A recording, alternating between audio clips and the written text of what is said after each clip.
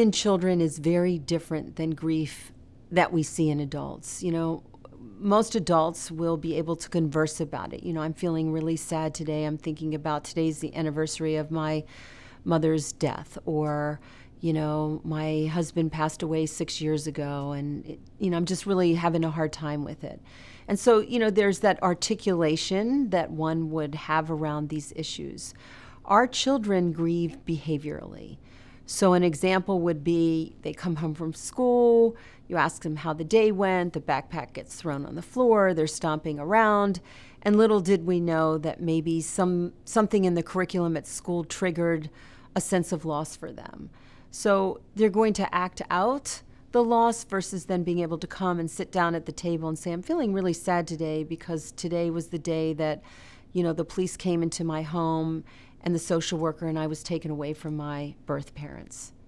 An example, again, of how the loss in children kind of presents itself is one day in a classroom, a teacher read a book, Are You My Mother? I mean, it's a book that's often read to first or second graders, and it really triggered this sense of profound loss for this child that had been in foster care and removed several times into different homes. And so the child ran out of the classroom. The teacher was just stunned by why he left abruptly. The guidance counselor was called in. The parents were called. And nobody really understood, what was underneath all of that. That really what happened was that it really, triggered the loss that he had been struggling with. So I think, it's important, again, to understand how children grieve and also how things could trigger unresolved grief and loss. When we think about how we can support our children around these loss and grief issues, I think that we have to sort of be a couple steps ahead of them. So if it's a birthday coming up, or Mother's Day, or Father's Day, or a holiday, or, you might be going to the movies and it might have a theme, around families, I think we just need to think about how that might trigger their feelings of loss and separation and be able to talk about it. Maybe the birthday's coming up. I know that, I've worked with kids before and parents struggling. Why is it that every time we have a birthday, it's a disaster? And the parents never really understood that as we began to think about the birthday and begin to prepare for the birthday, it reminded them of the loss of the birth parent. Who was the mommy whose tummy I grew in? And that's what birthdays are about, the day that we were born. But yet I'm not with those that brought me into the world. And so if parents can begin to talk about it, that, we're going to celebrate your birthday in a couple weeks, and this is what we're planning to do. And I wonder, you might be thinking about your birth mom or your birth dad, and maybe we want to talk about that. Or maybe we would light a special candle on the cake for your birth parent. Something that we can honor. I think the key here is that we can't expect children to forget, and we shouldn't ask them to forget the people that, whether they were psychologically present or actually physically and then separated from, that we still need to honor those connections for them. I think it's important for parents, as we begin to think how you can support the grieving process, is number one, acknowledge that the grief and loss is real and that it's going to be present. The children might not, again, be talking about it, so you want to be really in tune to behaviors and be thinking about, wow, what's underneath some of this acting out or withdrawal or isolation or change in appetite or change in sleeping habits or pulling away from special activities. Could be that your child is grieving. And so you want to be able to talk with them about it. Ask them what they're thinking, what they're feeling. Don't be afraid to bring up the discussion.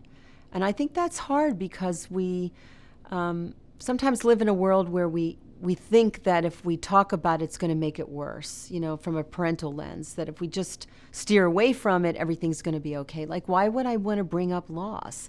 Why would I want to bring up these separations when, in fact, I think it would be better if they didn't think about it, right? And they just moved on. And I think that's probably the worst thing that we can do, is that we need to be able to sit with their sadness, to embrace that, to give them the space of how to be sad. And I think it's also important that we use our own experiences to talk with children. All of us experience some level of loss in our lives, whether it's a pet, a relative, a spouse, in a community, we've experienced something. And I think we need to let them know that we too grieve and this is impacting us and that we're here for them and we could give them strategies. When we think about how children grieve, we've been talking about that they grieve behaviorally, but we also have to understand that children grieve in spurts. So again, different from an adult that could, sit down and have a conversation for an hour around, their feelings of the loss. Children might be able to do little pieces of that work. It might be 3-5 minutes where you'll get some understanding about how they're feeling, and then they say, okay, I want to go out and play basketball, or can we draw a picture, or can I get a snack?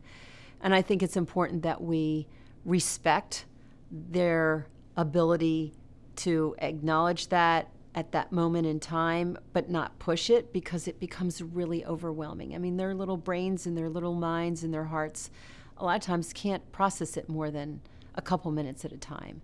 So I guess patience is really important from a parental lens.